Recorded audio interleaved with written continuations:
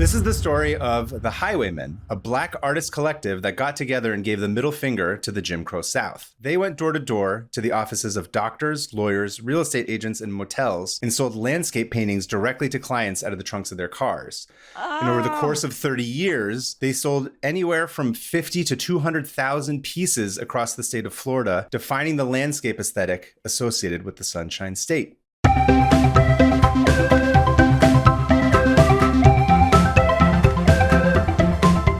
Hey everybody, welcome to 500 Open Tabs. I'm Hannah Hillam.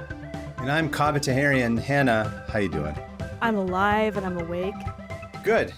Awake, that's a change. That's a nice change. I'm not sleep podcasting this time. Sleepcast. Every time I've done it, it's been that. That's what I'm going to say from now on. If someone's ever like, why are you so insane? I'm like, oh, I was sleeping. I slept. New idea. Sleepcast. Three friends get together and they sleep in a room and they just have podcast mics running the whole time. You can know what sleep. That is? Yeah. That's a sleep study. And it'll help us figure out if we have apnea. Okay? Sleep study would be a great name for a new show. Just like who's the loudest in their sleep. It's me. Yeah, probably. You're screaming in your sleep or something. I'm actually a pretty good sleeper, like for the most part. Yeah. I don't think I'm not like necessarily snoring that much. Not that I've ever slept near you, but that's cool. Good job. You slept in the same like Airbnb or the same apartment. Oh, yeah. And probably haven't true. Noticed me sleeping loud or anything. Anyways, when great I'm intro. standing there. Speaking of sleep, putting our audience to sleep as we introduce this episode. Who cares? How Hannah, are you? This week is Oakland Comic-Con, so I'm very excited to go up north. That's what I'm telling. That's why I'm combining how I am along with the plug that we have to make. Great. Which is I'm well because this is the week that we get to go to Oakland, and I'm very excited to get to go to the East Bay and hang out and do East Bay stuff. And we have table numbers for you now. Oh, right. I think I'm A4 and you're A3. I'm A3. Yeah. A3 yeah, we're right by A4. the entrance when you come on in. Walk in, say hi, and buy some stuff. Mostly buy some stuff. That would be great if you could do that. Choosing to spend your money on things right now is hard, but hey, if we're the first you see, then you have no choice. Spend your money. That's how cons work. I'm making this weird. Do we need to start over or anything? No, not at all. I mean, I think we should start the entire show over, not this episode, just new the whole show, 100 new name, whatever. Yeah, new co-host, new hosts. Just both of us, just replace us. But yeah, come see us in Oakland. I don't know. I don't have anything else to say. I think that's it. I don't think we necessarily have much more to discuss before we get into it. Let me pull up my notes. Sorry. I'm excited to hear what you have. You're gonna like today's episode. Unlike every other episode. I've been liking all of them that you've been bringing lately. I think there seems to be some sort of a theme here that I'm not quite deliberately doing. I think it's just like, this is what's in my heart right now. I've picked up on the theme, I think. So, unfortunately, I have no recollection of how I came across today's tab. I don't really remember. It's just one of those that I had open. Yeah. It might have been a post I saw somewhere or like a random article I'd read. I honestly don't know. So I know people like to know kind of the context of how we find this, but this is just one of those ones that just appeared out of the ether, it seems. You just scrolled through and found it already open. Found it somewhere. So this has been there. So this is the story of the Highwaymen, a black artist collective that got together and gave the middle finger to the Jim Crow South. Being forced by segregation to work outside the normal channels of commerce, they went door to door to the offices of doctors, lawyers, real estate agents, and motels and sold landscape paintings directly to clients out of the trunks of their cars. And over the course of 30 years, they sold anywhere from 50 to 200,000 pieces across the state of Florida, defining the landscape aesthetic associated with the Sunshine State. Our story begins with the leader of the Highwaymen, a guy named Alfred Hair. Which, gotta love that name. It's a great name. As a person with thinning hair, I find it offensive. However, it's a microaggression. Yes, it is. Hair or Hare? Literally just hair, straight up. Oh, wow, Hair, yeah. Here's Alfred Hair. Here's pictures of him so you can see him. Oh, look at him. He's painting. He's got an awesome shirt on. And a hat. And a hat. Picture, yeah. That man's wearing a hat. Incredible. Look at him wearing hats and shirts. Alfred Warner Hair was born on May 20th, 1941. One of 7 children, he was raised in Fort Pierce and attended the Lincoln Park Academy, where his talent as an artist was first noticed by his art teacher. You ready for this? Chester Bennington? From Lincoln Park. Lincoln Park. Yes, I see. Okay. Yes. Chester.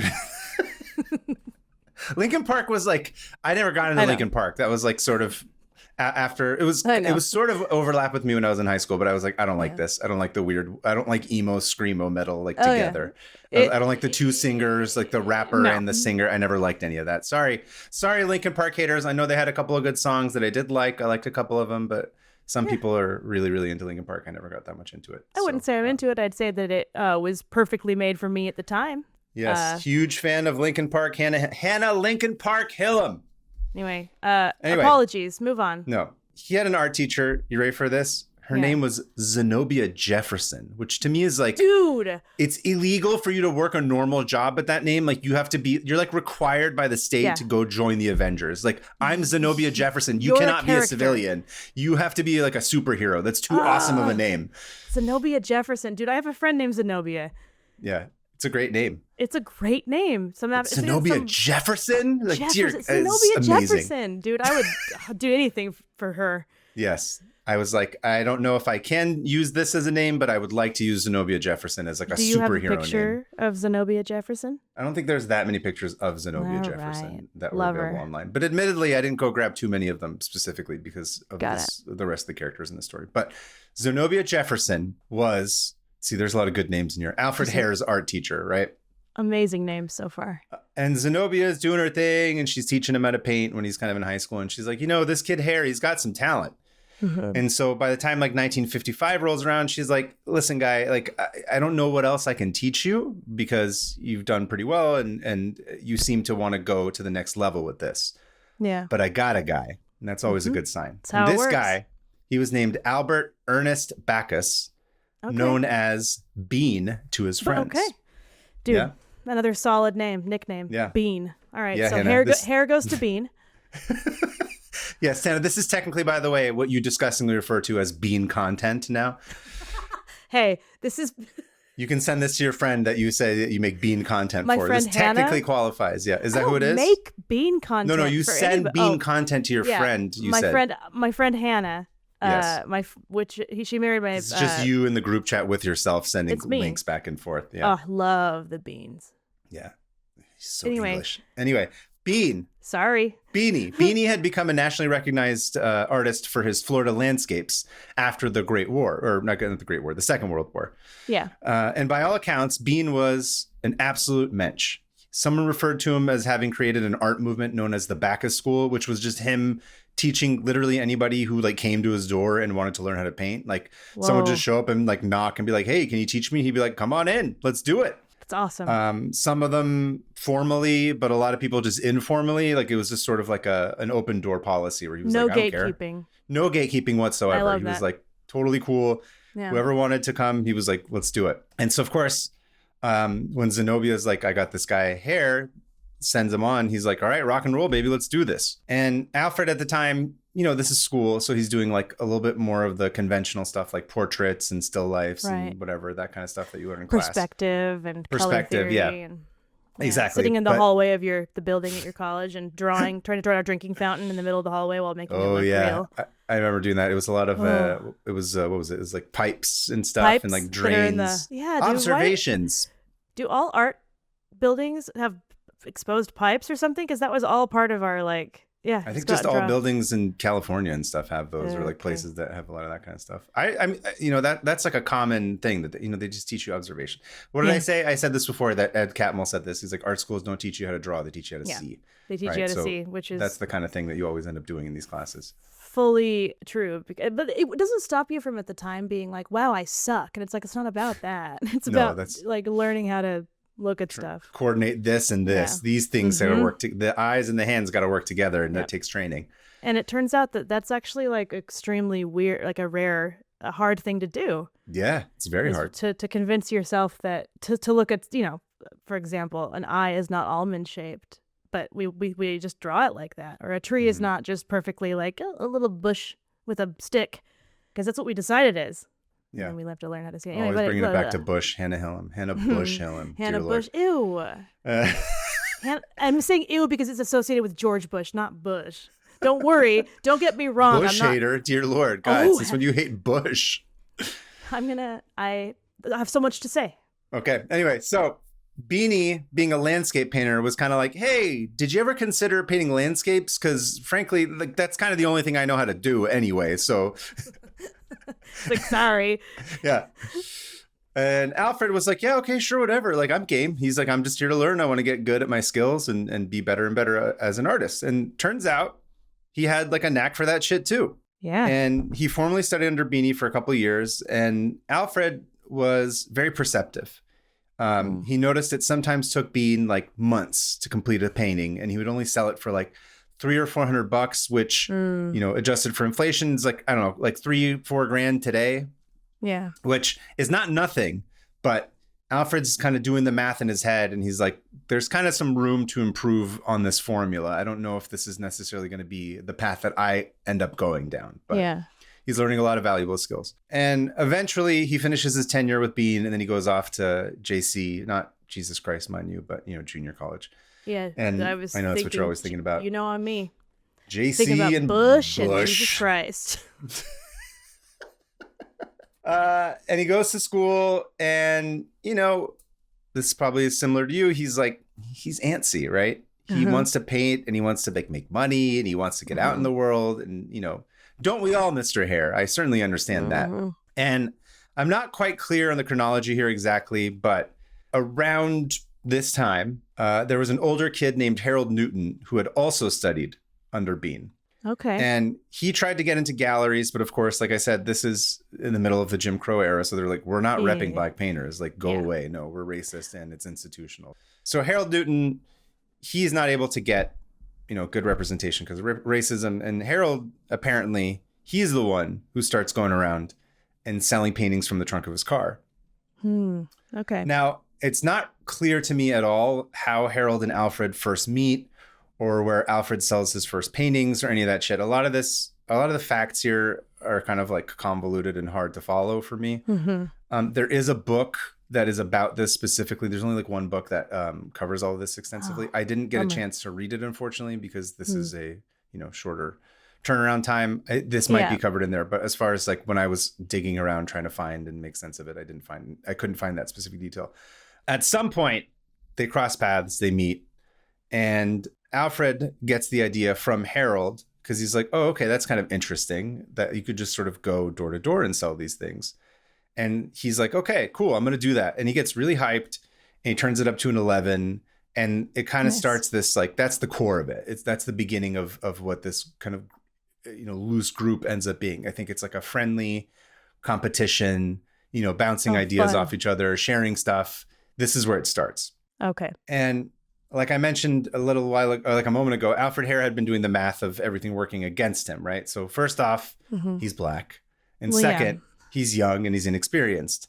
And, you know, but he knows he's got talent. So he's got to figure out a way to kind of differentiate himself. So no one's going to be forking out $300 for his pieces like they do for Beanie. But, you know, maybe they would fork over $30. And if they fork over $30, if I sell like 10 of those, then I'm making $300, just like Beanie does. So this feels familiar. Yeah, to the way I run my business. Yeah, it's either volume or cost, or price. That's the only two ways. Now. Come to Oakland Comic-Con, May 9th and 10th. We can talk all about the economy in person. Yes. So, actually, before I forget, here's a picture of Bean, just so you have them. Yes, I want to see more pictures. This is him in his younger days.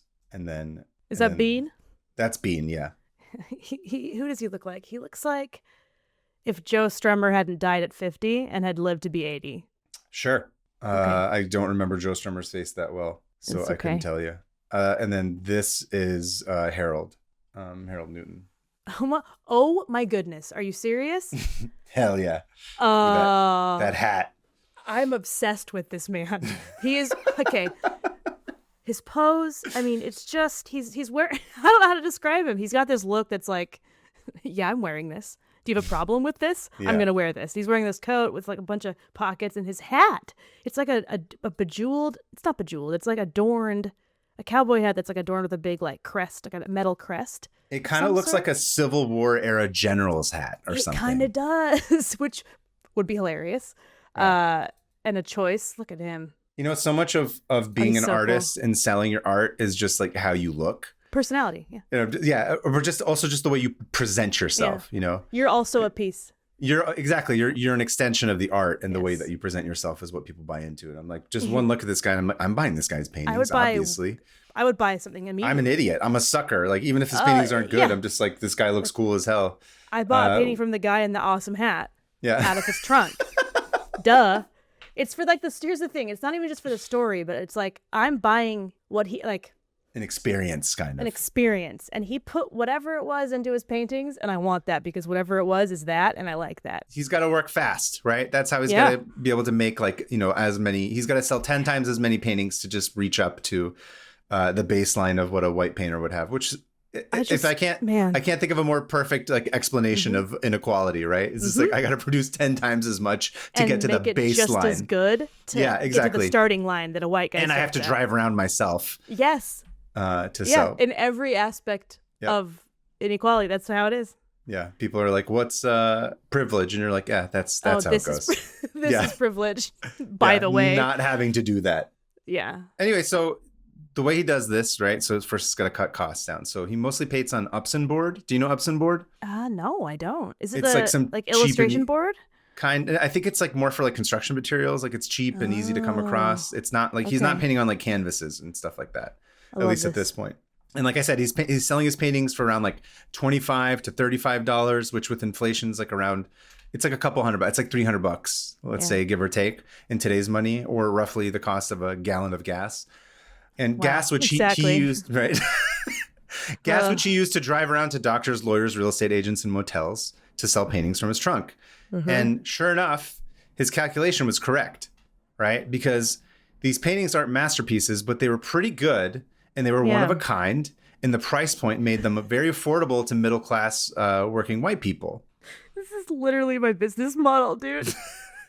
I'm going to make a bunch of hand-painted things that aren't great, but they're affordable and cool. And they're unique, and it's, you know, especially at that time, but even now, right? I think this is, you know, your magnets that you sell, right?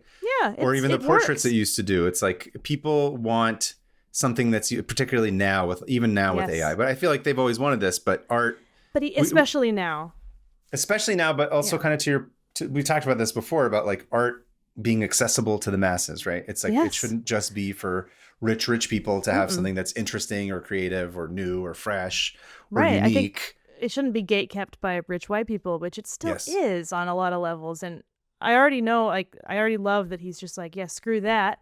Here's a bunch of good paintings that I'm going to sell myself. Yeah. Because no one else is doing it for me, or no one else is letting me. So screw you all. Screw you all. It's amazing. Yeah. And also, you know, you got to think like, here's this kid. He's coming to sell paintings directly from his trunk. You're getting to meet the artist. This is why I thought this would be a fun tab. I'm like, I relate to, I mean, obviously we don't relate to the segregation part of it, but like the artist kind of like, you have to just go on the road and do your best. And there's something to be said about like the face-to-face and like making calculations for how you're going to survive, what art sells, what art doesn't sell, and having to make those adjustments. There's a lot of compromises that you have to make in order to the times, updating, you know, with the economy and what people want and the need and the desire and the drive, you know, it's all very the market, the audience specifically that you're selling to, that you know will buy these things at a specific consistent rate. Smart. That you can kind of become a little bit more becomes a little bit more reliable. Yeah. Right. These are all lessons that he's learning just by, you know, painting some landscapes, throwing it in his trunk, driving around and selling it to people. And then also it's interesting that he didn't go to like, I think there would have been a totally different story if he's like, oh, I went to every single gallery owner or art dealer and tried to get them to represent me, but no one would in the like kind of white space. He just was like, screw it. I'm just going to cut out the middleman and sell it to people directly. Of course, this pushed Alfred to work even faster and more efficiently in these kind of interesting ways, right? So he would often work on like a dozen paintings at a time, right? He would just have like 12 canvases, or not canvases, but like the boards, but just like 12 pieces just around in the house. And then just do you ever do that? Do I ever work at 12 pieces at a time? Like multiple pieces at once, like switch between them? Or are you more of like a start and finish one? It depends, because I don't really work I don't really do individual pieces that way. Like I'll work sequentially when I work in right. So for example, if I'm drawing pages in a book, I block. Is it sequential? I try to make it sequential if I can. Okay. Just because if you start, this is totally an aside, but I know. I've noticed Sorry. that like, no, it's okay. Sometimes it's not always the same, but I think that what ends up happening, at least for me, is that the longer you work on a book and the more you draw it, the better you get at it and the more effective you get at it. And it's weird if you're like, okay, well, the first couple pages were really good. And then 3 pages in the middle were like kind of what I did first and they weren't as good. And then in the middle, like, and towards the end, it gets better. And then, so I feel like it's inconsistent, but if the quality of the drawings progresses as the story progresses, I feel like it's a little bit less noticeable. And that's just like a natural way of doing it. But I do block. I don't do 1 page at a time. I'll just be like, okay, I'm going to clean up every page in a row. Then I'll go back and color every page in a row. Then I'll go back and letter. Yeah. In batches, pretty much. Batches, yeah. Okay. How do you do it? I'm still trying to figure that out because I don't do long form sequential art as much as you do. I tend to do just 4-panel comics, but for Cat People, it was very much like frenzied, and I grabbed a bunch of stuff and I had these moments in my mind, and I was like, okay, now I got to link the moments, and then I was like, whoa, that's not working, so now I'm going to start all over from the beginning, and redraw all of it. So it was a learning experience. And, but now I think I did a lot of like coloring in batches where it's like, especially if I wanted to like keep the same color profile through the entire thing without like forgetting. So yeah, I guess both. I'm still figuring it out. Yeah. Is what I'm It's saying. funny that it's funny that you just said that, because he figured out Alfred figured out this trick where he's like, he'd mix a very specific color. Yeah. And then apply it across like all 12 canvases. Right. That's what I do with my magnets, dude. Yeah. Yeah. Yes. So he's like, here's this one. It's kind of like a visual signature or like a theme of sorts where he's like, okay, this batch has this one specific color across all of them. And then kind of what we were talking about, he'd block paint them all, right? He'd be like, okay, I'm going to do all the grass in a row. And then I'm going to do all the like trees. And then I'm going to do all the whatever, right? Like he's just figuring out a way to do it very systematically. He's like a one-man assembly line. Yeah, exactly. Yeah, instead of just doing like one painting and finishing it beginning to end, he's also, which again, I that's how I would work, because when you get into a one mode, it's just like, okay, I'm only going to draw, or I'm only going to like rough out these pages, and then I'm only going to be in cleanup mode, because going from like roughing to cleaning up to coloring to shading to like lettering is like, it feels like every time you're doing it, it's like you're going down the freeway. I always say this, I think I've said this to you before, where it's like, it feels like you're driving, right? And it takes a minute to pick up steam. And then the next thing you know, your car's going like 80 miles an hour. And then if you have to sort of change direction, it's like you have to stop, do a 3-point turn, and then go the opposite direction and gain momentum. But if you're sort of throwing these things all onto the snowball as it piles up, and you're like, okay, I'm just doing this more and more and more and more and more. I'm just in that zone, and I can kind of, lock in, as everyone likes to say. So he's like locking in one block section of it at a time. And then that way he's able to knock out. I guess he was doing up to like 20 of them a day sometimes. Oh. Yeah. Did he eat? Did he sleep? Allegedly. Wow. This kid had like, I'll believe that when I see it. Yeah. He was motivated, and he kept saying he wanted to be a millionaire by the time he was 35. That was like the explicit goal. Whoa. Okay. All right. Which is awesome, right? I've never had my hopes that high, but I do think that it'd be nice to have money when I'm 35, and I'm already not 35 anyway. Yes. I was like, my goal is to find a time machine and go back to being 35 and start some things again. Let's see. Anyway. I'm a little bit confused as to which of his paintings were his. I can't remember if this is his. I'm just going to send you some of the paintings so you can see them. Yeah. Oh, wow. Okay. Oh, look at those clouds. Whoa. Oh, this is awesome. See, from far away, I love that. I get up close and I'm like, oh yeah, he whipped these out. Yeah, you can tell. You can kind of tell. I think that, well, sort of. Oh, the colors are amazing. There's this like tree that's all bright red, looks like a Florida swamp, and then the light in those waves. Yeah. Okay, he's got an amazing sense of color. It's almost neon in a way, you know what I mean? Yeah, yeah. And you can sort of see the stamp across all of them, like I was saying. There's an underlying color scheme that, you know what it reminds me of? Is a little bit of like, I can't even remember his name now, but the guy who did all those old school fantasy paintings that have like Frank bright Frazetta? skies. Is that what it is? It is. That's his. Is it like the Conan and stuff, or like the Hildebrands? What are you talking about? No. I think it Wyeth? is for. It's Wyeth, dude. No, it's not. It's that too. It's Wyeth because those clouds Yeah. look like Wyeth straight up. But I think it's Frazetta. Yes, Frank Frazetta. There's just those very like muted, but Yeah, I could also see that actually. extremely bright orange. Yeah, especially the beach one. Good eye. That does actually look like a Frazetta. It does, and That's the funny. clouds look like straight up Yeah. NC Wyeth. It has a very illustrative. Anyway, I'm trying to. I wish I had better words, but yeah, Illustrative. It's very I see illustrative. Frazetta and I see Wyeth. They're great. They're great. Yeah, they're beautiful. And pretty soon he's painting and driving around and selling, and he's living the dream, and he's able to buy himself a Cadillac, which is like, think about it. It's this, you're this like 22-year-old black kid in Florida in like the 1950s and 60s. You can afford a Cadillac from selling your paintings, He pops and you're not even open allowed. the trunk of the Cadillac and was like, Right. Look what I have. Just this is like crazy, right? Like that's Insane. unheard of. It's unheard of at that time. That should give you a sense of like the drive that this kid had. Wow. And here's another thing that you will relate to. It's like, even with this brand new Cadillac that makes it awesome, the idea of having to go back on the road to sell his pieces was annoying as shit. It was. Okay. He was like, I don't want to have to keep going out on the road because it's taking me away from being able to produce, right? And paint more. I never want to look at another cat again. Yeah, exactly. And don't show me them. he's getting better, and also he's getting better, right? And I'm sure you've experienced this. It's like you get this little high where you're like, oh shit, I can see in my work that I'm improving. Yes. And I don't want to go like have to stop, get in a car, drive around up and down the interstate for like 3 days. And try to, you know what I'm saying? Pedal these. Yeah. Yeah. You're just like, that's not the thing I want to, that's not the mode I want to be in. No. Right. He's like, I want to sit here and just like take this as far as I can go. So did he figure out how to overcome that? Because I would love some advice.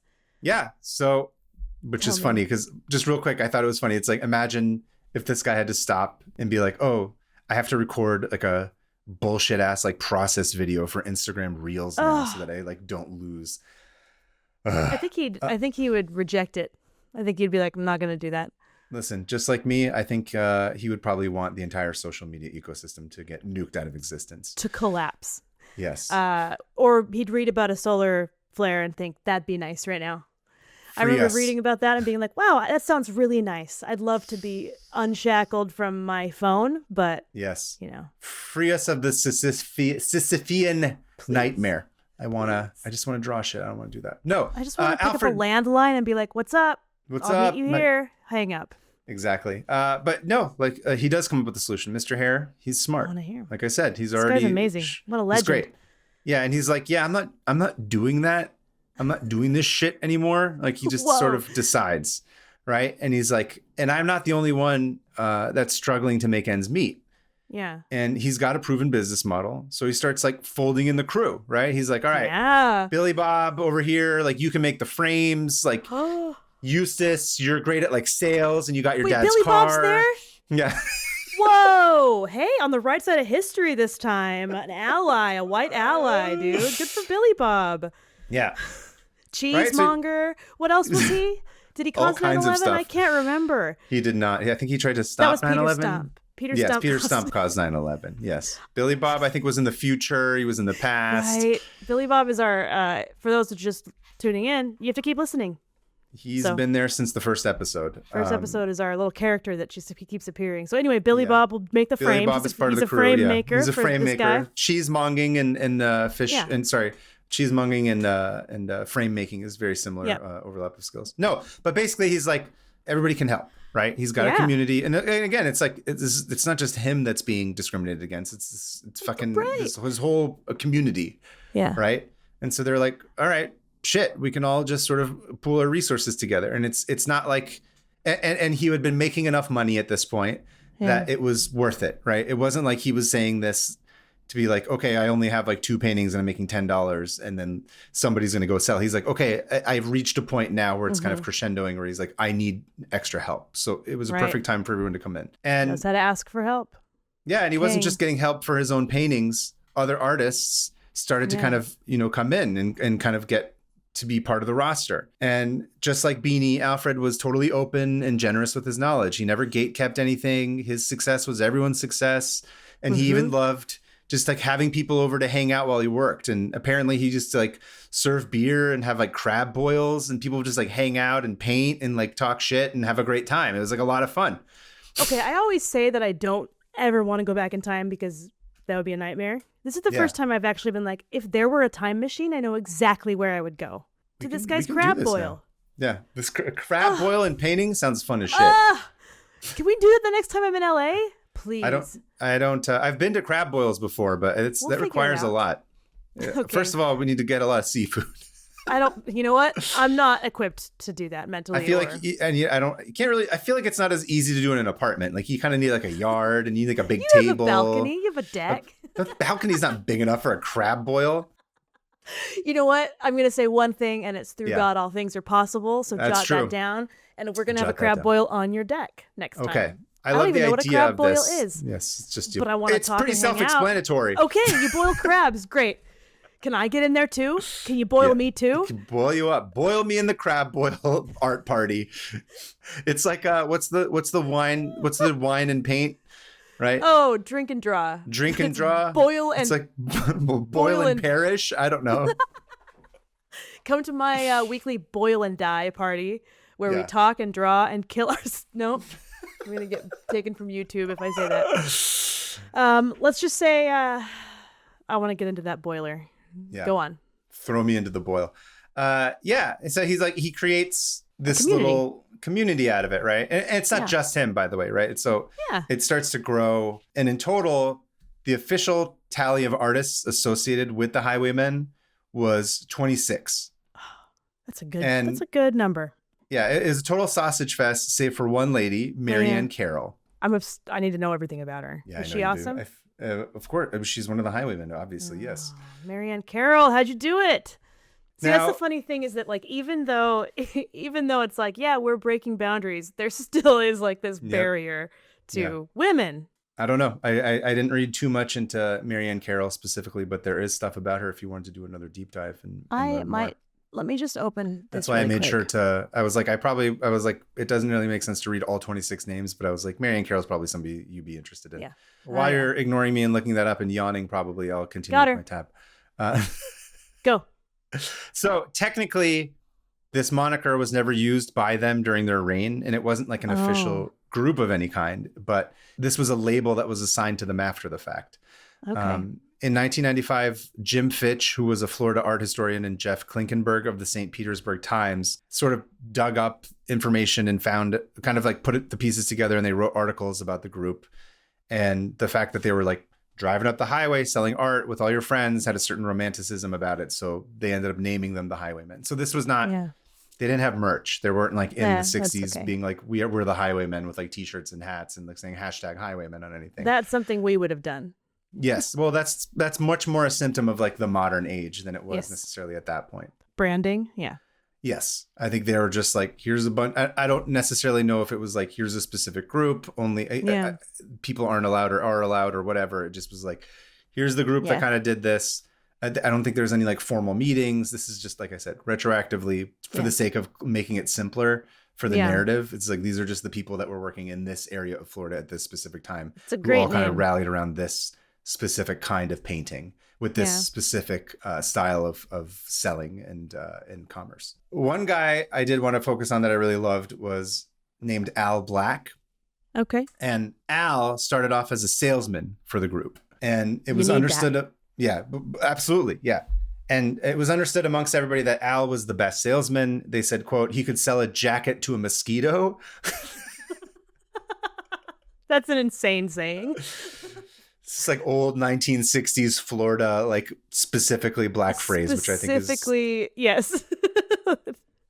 So I was like, that was fun. Man. And he was on the road all the time, selling as much as he could. And it's really interesting. There's this like funny little detail that like none of the paintings apparently were ever dry when they were sold. Well, yeah, I was going to say, is it oil painting? Is it oil? Yeah, so it's like they're working so fast and they're knocking so many of them out. And it's like as soon as you sell 20 or as soon as you finish 20 of them, they're like, you got to go on the road. Like, we're not going to because you got to make space for 20 more. Okay, right? that actually blows my mind because oil paintings take weeks to fully dry. Unless you mix them with like linseed oil. Linseed oil, exactly. Yeah, you can. I'm sure they were using copious amounts of linseed oil because there's no way. What? Yeah.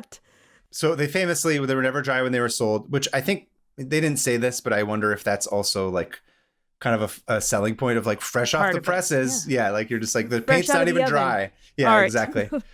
And the turnaround, right, is so fast. And Al would like, he's driving around and he hit like a bump or like have to make a quick turn or slam on the brakes or something, right? You're driving on the road all the time. And then you've got like a trunk and a car filled with paintings, like wet paintings.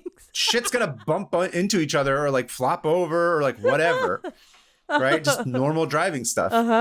And they'd get dinged or they would smear or they would get messed up some way. Yeah. And Al was like, well, I can't sell this shit. There's like a giant smear in the middle of it. Oh, no. And so he bought like this paint set with him when he would go on the road. And he would be like, okay, well, like, how do you mix this color or that? And he was like, so it was this weird necessity where he was like, he would sell everyone's paintings, right?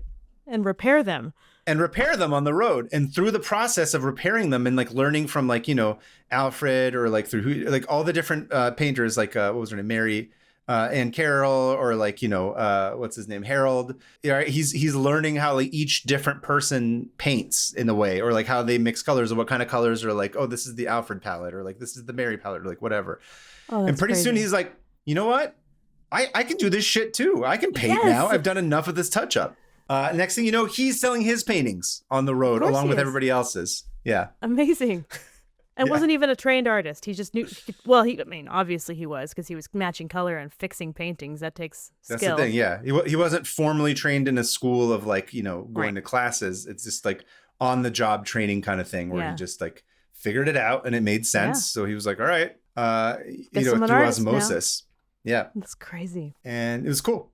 So that's how you total, exactly, yeah. In total, the reign of the Highwaymen lasted from like roughly the 50s to the 80s, like about 30 years, give or take. Yeah. But tragically, Alfred Hair wouldn't live to see the end of it. No. There was like some bar fight or like some altercation that happened in 1970, and he was shot and killed at 29 years old. 29? Yeah. 29. He didn't even make it to 30. Oh, no. It's really tragic. Oh, so sad. What a loss. Yeah. Poor guy, man. It's really sad. And everybody was like, dude, that he was the guy. Everybody was like, he was the leader. He was the one that like, motivated us all to go. He was gregarious. They were like, he was generous. We loved him. And so it did continue though, right? Some people kind of like kept painting and did their best to stay alive. Like, not stay alive as in they were going to die. I just mean like keep their careers alive. Yeah. Some people scraped by. Other people just kind of faded back into living the non-artist life. Wow. Right. But like he was the lifeblood. He was sort of the lifeblood of it, but it did continue for a good, 10, 15 years afterwards. Oh, good. It kept going technically. It didn't stop with him, but the sort of heart of it seemed to have died with him, unfortunately. Yeah. And it would have all been forgotten until, like I said, Fitch and Klinkenberg started doing doing that research and digging up the past because they started noticing all these paintings and they were like, oh, this is kind of interesting. And the Highwaymen had like this renaissance and their shit was like hot. And it wasn't just the interesting kind of empowerment, spitting in the face of Jim Crow part. It was also that they had another layer of, it was like this, they captured like a bygone time that didn't really exist anymore because the paintings were all of this Florida that wasn't around there. And all the development and the building and industrialization and all that crap really changed. The filling in of the swamp, like the Everglades that's been happening. Exactly. Yeah. So it really kind of changed the landscape, like quite literally, like pun intended. Yeah. And so there was sort of a nostalgia to it a little bit. Florida that doesn't exist, and it's that's cool. Yeah, so they almost felt like these old photos or something in a way. Yeah. Right, but not from like hundreds of years ago, just like 20, 30 years earlier. It reminds me of Audubon, the guy who painted birds, and how he traveled around the U.S. painting birds, and then now we have these paintings of birds that are no longer around. And that's the only visual representation we have of them is because this guy was like, that one's kind of cool. I'm going to paint it. Yeah, exactly. Anyway. So I think like in the early 2000s, like the state of Florida was like, okay, we're going to give him like, artist medals and shit like that. Like they decided to honor them, and like they made it a whole formal thing. Great. You know, both to some of the people that were living and posthumously. And there's still like, I think 2 or 3 around now. Really? Because it was only in the 1950s. I keep being like, is this 1850? I keep acting like it's the early 1900s or something. No. So yeah, it's, of course they're still around. Wow. Yeah. Only like a couple. Most of them have passed away, but I think there's like 2 or 3 that are left. But anyway, I just thought that was really cool. I thought there was a lot to glean from that, and it was like kind of relatable and interesting. And I liked seeing these paintings, and I like the idea of like working your way around a system by building your own community and like relying on each other rather than relying on a system that is trying to exclude you and extract your value in a specific way that it demands, and them just being like, I'm not doing that. Like, I'm not going to do, like, I'm just going to do the thing that I want because I know that this matters and this has value and people are hungry for that. Right. Speaking you just needed to know where to go. Yeah. And I think he got lucky because he was smart about figuring out a way to sell directly. It makes sense. Like the lawyers and doctors' offices is like, you've got to decorate the office. You're not going to have some like empty walled, So it makes sense. If I were like a doctor, I'd be like, yeah, let's put that up. That's awesome. And it's cheap. Great. I also think that there is, I don't know. I'm just guessing and kind of projecting here, right? There's this sort of safe, soft, let's call it soft racism in this as well. If you're like a white doctor or like a white lawyer or a white real estate agent, you're like, okay, it is a landscape. So there's no black people in the painting, but even though it's made by black people, but it's like I wonder if on some level they're like, cool, we're buying like knockoffs that make it look like, we have nicer paintings than we actually do, but I'm sort of getting it on the cheap, like kind of from the trunk of their car or whatever. Like I don't necessarily think everybody who bought it was like, doing the noble altruistic thing no, it's like if it's, I get easily, I'm sure that was part of it, where it's like, as long as you're invisible to the white people, you can kind of work your way, or you can be allowed in certain areas in that way. Like the landscape, the idea that he focused on landscapes instead of portraits sort of allows him, it's like a Trojan horse kind of thing, where he's like, okay, well, I can get into these spaces because there's something controversial about this topic. But what's interesting to me, though, I was thinking about this, is like, we always have, I've been on all these panels about representation, specifically with like, Mina Swana, Iranian, whatever. And it's the focus tends to always be on like literal representation of like, well, I'm an Iranian artist, so like I need to have Iranian characters and Iranian stories and Iranian names, and which is certainly part of it. But there's also, to me, something that's interesting is like when you don't know what the artist is necessarily, like how does it manifest itself, to me is kind of fascinating. Where it's like you said, you look at these colors, you're like, oh, these are interesting colors that you wouldn't have necessarily seen. I don't necessarily even think that like a white artist would have chosen it. So it's fun to kind of unpack and be like, I wonder what is happening in this person's life, or like what are the things that he's seeing that like we're not seeing, or like what part of town are we not seeing, or like what part of like what landscape that like I don't ever drive by because it's like the black side of town that I'm not seeing necessarily. You know what I'm saying? Like a lot of black people and Native Americans, like I think it's the Seminole tribe that and ended up like taking a lot of former enslaved people in back in like the 1860s and 70s. They all lived out in the swamps in the Everglades. There were no city. Like it was like people wanted to be out there. And so of course like there's going to be different views. If they get to see these beautiful, they paint these beautiful places that white people probably don't bother themselves with. Yeah. And exactly what you said. I think it's kind of interesting. So it's cool. I mean, I always like, I don't think it's either or. I like both. I just think that like, it's fun to be like, I don't know. It could be anybody, right? Because like, let's have like 10 trans painters only paint landscapes. I'll be like, they're gonna come with some shit that I've never even thought of. Right? There's gonna just purely based on their own life experience. Their specific life experience, their lived experience will give something that we've never seen before. Give us something that we've never thought of. Yeah, which I always think is like, it always bums. Obviously, diversity, all that kind of stuff bums me out that they don't invest more in it. But I'm like, no, by any objective measure, it's like, it is actually more interesting, even if you take like DEI is like a dirty word these days, but it's like, no, like a person from a different experience will give you fundamentally something that has not been done before. So by any objective measure, to me, that's like, you should do that if your job is to make things that are interesting. Right. Or to wow people, right? From what it sounds like you're saying that this is coming from your panel you were just on in Chicago that I really loved, when you said something like Mina people not owing you a representation of them. Right. Right. It doesn't have to be like, oh, and she took her hijab off. Oh, and that, Right, you know, right. it doesn't have to have anything to do with like what the Western world sees. Yes. Or trying to break those stereotypes. Like I liked what you said then too, where you said it way better than me, obviously. But you're like, yeah, I should be able to make random crap. I should be able to make like stupid, dumb stuff. And right, still or be like science fiction, and I don't, yeah. right? And I've talked to you about this, about like my perma-friends books, where I was like, oh, here, I don't even realize that I'm doing this at the time. No. But I look back at it and I'm like, oh yeah, and this is what I always say, is like, you can't help but, you know, because just as an aside, there's like a bonus here that I'll talk about in terms of these panels. But the thing I always say is like, because people always ask me afterwards, like, you know, you get a lot of questions like during these panels, and people are like, well, how do you honor, you know, your roots, or like, you know, I'm trying to be more in touch with my whatever fill in the blank identity, you know, and they take it very literally, and I'm like, those things are going to come through no matter what, like, even if you have no choice. Exactly. So it's you like have no, it's the language you speak. Right. Literally the visual language. Sorry. That's what's so funny about, not funny, that's what's so interesting about these paintings, where I'm like, that guy, he wasn't trying to make black landscape paintings. No. He just made landscape paintings, and then like this different palette came through, or this like different perception. And like the idea that he was like, oh, I have to make, which is unfair, but it's like, that's the reality of his life. He's like, I have to figure out a way to make like 20 of them a day. It's like that stuff will come no matter what. Yeah. And it doesn't necessarily have to be literal. Which is not to say it shouldn't also include the literal. I'm saying that like the true freedom is when you get to have all of those options available to you. Right. Right. And I think I think we forget to be like, that's just as important as the people who need to represent things quite literally. I don't think it's either or. I think it's both. No, it's both. It's the whole spectrum of experience. Yeah. And viewpoints. And like you said, like it'll come out. It'll come. You have no choice. You have no, even if you try not to, it'll find its way through.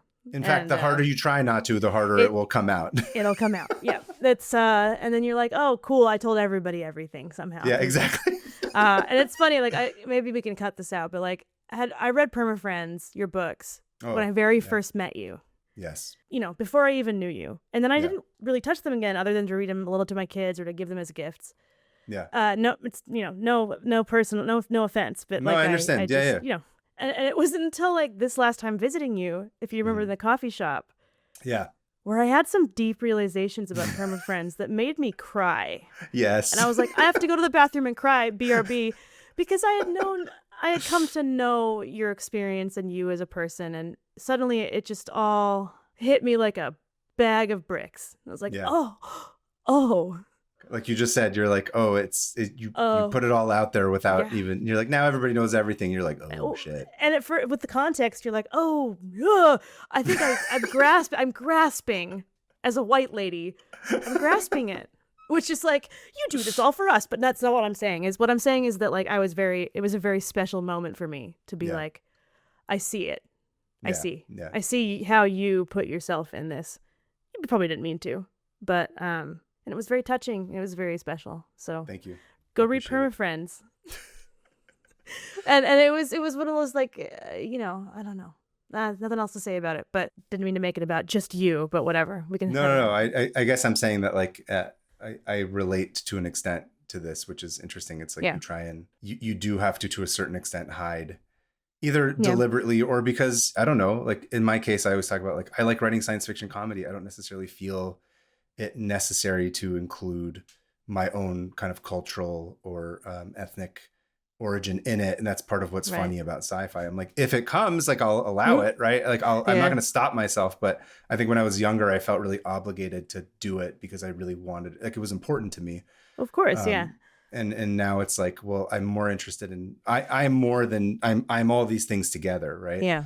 And so it's interesting. I guess that's how I related to these paintings, where I was like, oh, I get it. Like you can't hide who you are, even if you have to for the sake of selling it. But it's kind of, there's something beautiful about like, you will always shine through in the work if it's honest, and if it's something that like you can't help but do, right? So I don't know. I found that to be weirdly like really like reaffirming. Yeah. To add to that even just from, I mean, I was not a black man in the 50s, but from what I've read about history is that like, you had to hustle to make it happen. Of course. They had to, like you still do. That's the thing. Shouldn't say it's all gone, but like, even the way he did it and the way he went about it and the communal aspect of it, is all very like tied to his culture as Mm-hmm. a Black American at the time. Yeah. Where it's like you had to be smart like that. You had no choice. You had have to to find a rely on way your through. community. You have to, And you have to rely have on to your find a way wits through. and your innovation. You know, you couldn't just be like, well, you didn't have the privilege of putting something aside and trying something else. Yeah. Anyway, I see that in him where it's just like, oh yeah, no, he knew exactly what he had to do and he did it and he made a community and he did it well. Yeah. Anyway, that's the story of the Highwaymen. I thought it was fun for all the reasons I said, and also because I like stories about building creative communities, because I always say that's the point of this show. It is. And I'd say we can pretty reliably say we've built something. Join the Discord. Yeah, it's fun there. But yeah, thank you for this. This was extremely prescient. Is that how you say it? Sure. Yeah. It's extremely important right now. We keep talking over and over about building communities and being in person more and using your hands to create something with friends. But this just shows you, like, even if it only lasts for 20 years? Yeah, 30 years, something around there. Yeah. What a moment, you know? Also, if you've got a couple grand lying around, you can go buy some of them. Some of them are still for sale. Really? They've gone up in price, obviously, because now they're like collector's items and stuff. Of course. But anyway, how should I have a car running them over when I close it? You should lock them in the trunk. Or should they be spilling and falling over all in the back seat and smearing everywhere? I don't know if getting hit by a car, probably, I guess. Sure, yeah. Let's just do the sound of a Cadillac hitting a painting. Yeah, hitting How about that? Okay, you want to count me down? Yeah, I'll count you down. Okay. 3, 2, 1. Okay, moving on to listener emails. Hannah, it's you. Yep. This is from Emma from New Haven. And Emma says, "Hi, Kaveh and Hannah. Big fan of the show, even though I am not an avid tab lever opener." That's what we should make t-shirts of. Avid tab lever opener. I love that. My anxiety goes in the other direction and needs everything clear the second it is no longer of use. Wow. Anywho, my favorite current fun fact is about Indy the dog, who starred in the 2025 horror film Good Boy. For his performance, he won Best Performance in a Horror or Thriller at the 2026 Astra Film Awards. Adorable and all, but the best part is he was nominated alongside humans. Oh. This wasn't just I'll give the cute puppy an award moment. No, a committee decided rightfully that Indy did a better job than Ethan Hawke, Alfie Williams, Alison Brie, Sally Hawkins, and Sophie Thatcher. And there's a link to it, and Indy is very cute and very deserves his award. Thanks for the chaos. My mother hates it when I play your show in the car because because she can't stand when you go off topic, but I like it. Emma's mom. Emma's mom and John's wife. What if they're the same person? That's true. Maybe. From Emma from New Haven. New Haven, good pizza out there. Some say really? The birth of American pizza. Yeah, New Haven pizza is a whole thing. Really? There are these 3 pizzerias. Maybe I'll do a tab on it. They're the 3 very famous pizzerias in New Haven. New Haven's its own style of pie.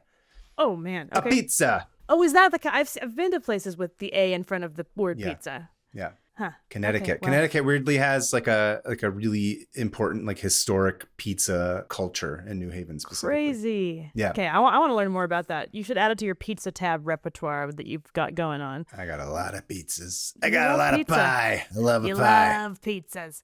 Anyway, if you want to write in, please write in, actually. We need more emails. Emma's mom, please write us in. Yeah. Emma's mom, I'm talking directly to you. I know you're driving right now. And I know you're rolling your eyes and you're saying, Emma, just skip ahead. They're just talking about cream jeans again. But listen, Emma's mom, write in and share something that you have been reading about. How to stay focused, maybe. How to focus while driving better. With your daughter. Yeah. I don't know why this is becoming kind of angry sounding. I'm not meaning for it to. I'm getting defensive, okay? So, but nothing personal. Anyway, if you are Emma's mom or anyone else, you can write in at 500opentabs@gmail.com. That's 500. You can also follow us at that on Instagram, on YouTube, on Blue Sky, and on Patreon, where we post an episode a week early, including a bunch of extras. Yeah, so, go ahead and sign up for the Patreon, please. I'm sure there will be extras on this one because we got into some art discussions. But there's 2 tiers, one for cuts, one for an episode a week early. So go check that out, and you can follow Kaveh at You can follow me at PermaFriends on Instagram, and I'm Kaveh Taherian on Blue Sky. Hannah, and I'm Hannah Hillam on everything. Jinx. Sorry, I'm the only one except for the one other one that I stole all of her screen names. Sorry, other Hannah Hillam. Deal with it. Other than that, reminder, don't forget Oakland Comic-Con this weekend, May 9th and 10th in the Oakland Convention Center, tables A3 and A4 right by the entrance. Come check us out. I will have books, posters, mugs, pins, art, all kinds of stuff. Originals. Hannah, you will have I'll have magnets. A bunch of stuff. I'll have magnets, yeah. I have hand-painted stuff. I've been doing a lot more originals and new prints from this year, which has been fun to actually have new art that I'm creating on a daily basis. Come check us out. Help us build our community. Yes. And in the meantime, everybody keep the people of your own in your hearts. Yeah. Thank you for listening. Thank you. Hannah, anything else? I don't know. Keep it Josie for old time's sake. Keep it Josie for old time's sake with Billy Bob. Keep it Billy Bob. Be it keep it Billy Bob. Keep it Billy Bob be an immortal time traveler who's also Billy Bob Thornton. Didn't we decide that? You decided that. I never conceded to that point, but Unbelievable. You decided it was Thought we were a team. Keep it Billy Bob, meaning be a cheesemonger and also be in the future. Yes. And also make frames. Past. Yeah, make frames. And on that note, bye. Bye-bye. See ya.